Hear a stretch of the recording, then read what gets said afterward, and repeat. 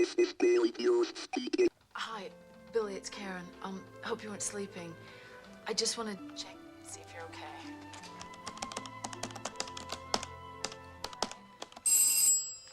Billy, did I hear something there? Doorbell, wait, I'll see through.